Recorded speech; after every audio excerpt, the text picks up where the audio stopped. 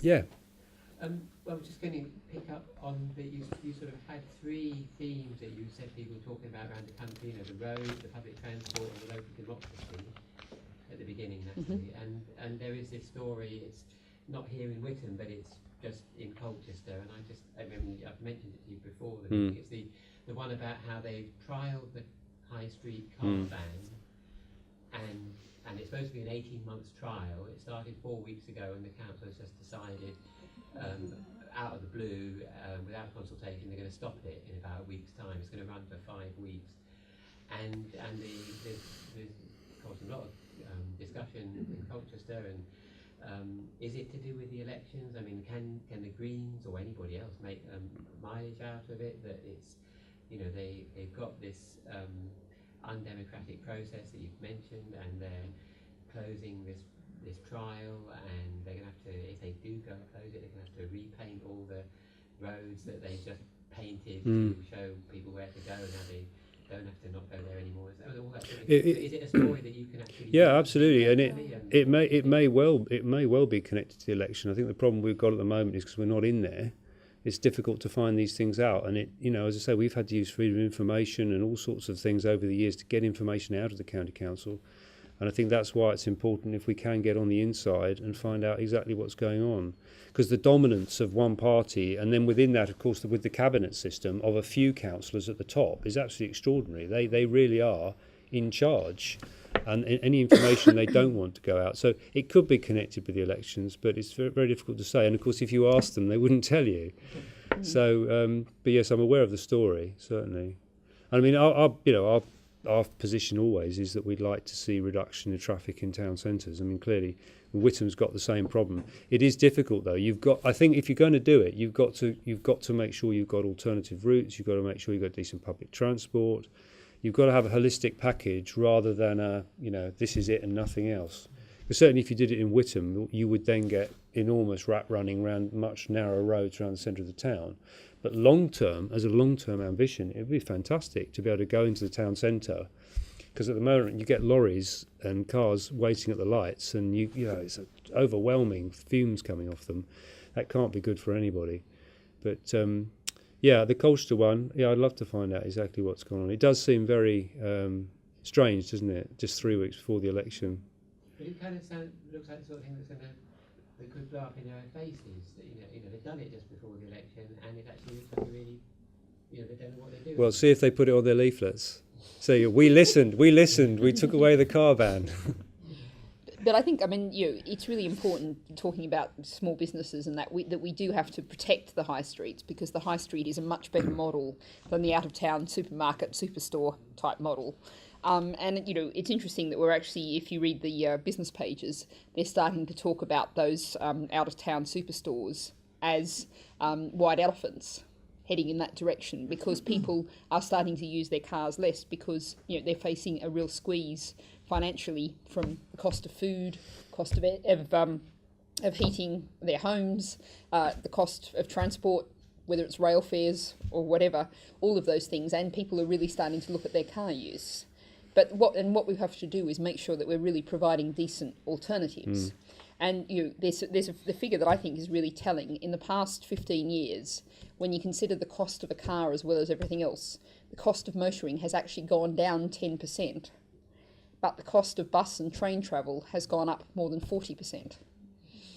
Now, what we need to do, the cost of car travel is going to keep going up, because the price of petrol is going to keep, or diesel is going to keep going up and up. We can't insulate people from that. What we need to do is go back to making public transport affordable, whether it's buses, whether it's trains, make it affordable, and also make it reliable, because people need to be able to go, walk out, find the bus, know there's maybe in a village a half-hour bus service, and know that it's there reliably, and know that you won't have to come home from town at 5:30 in the evening, because that's when the last bus runs, and all of those sorts of things. We have to provide decent local buses. And of course, since we've had the privatisation of the bus services, that's been a huge problem, in terms of it's been very hard for councils to even manage the money they've got and coordinate what's happening. And of course, when it comes to railways, there's one very, very simple answer that won't solve all of our problems, but with a big step towards it, which is renationalise the railways. there was a very good report out last year that showed that privatisation of the railways is costing us £1.4 billion a year. Now, that's one of those figures that's just kind of so big that it's very hard to make any sense of it. But to make some sense of it, you could cut every train fare by 18%. And that would be the benefit you get from your 1.4 billion. And, that cost comes about for a couple of reasons. It comes about because on the railways, what you have is you have contractors and subcontractors and subcontractors and subcontractors. And every one of those is taking a nice slice of profit, 10% or so profit out of all of their contracts. And also you have the situation where on the same train line, you've got 4, 5, 6 companies all running down the same train line. And so what you have to do is, have lots of staff sitting there coordinating what happens normally, and even worse when things go wrong, how you negotiate who gets first priority on the line and who's going where and everything.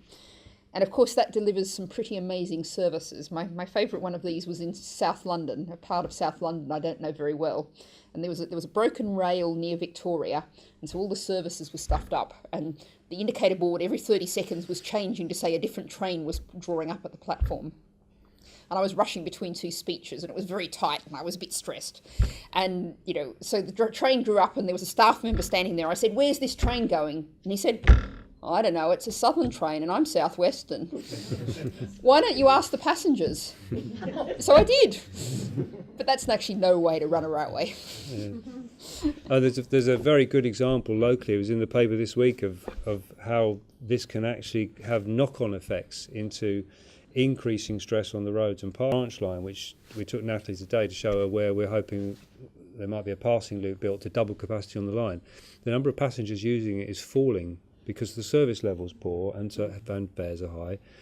So people are increasingly getting in their cars and coming down to Witham and Chelmsford and Kelvedon to park to go to London. So you've got a double whammy there. And of course, if that carried on I'm worried, having read the story, they could close the line. It's possible. If they can't make a commercial case out of it, I think they'd have a fight to do it. So our policy is to expand the service, to make it better, whereas the current reality of the contracts and all the rest of it is that it's declining. So,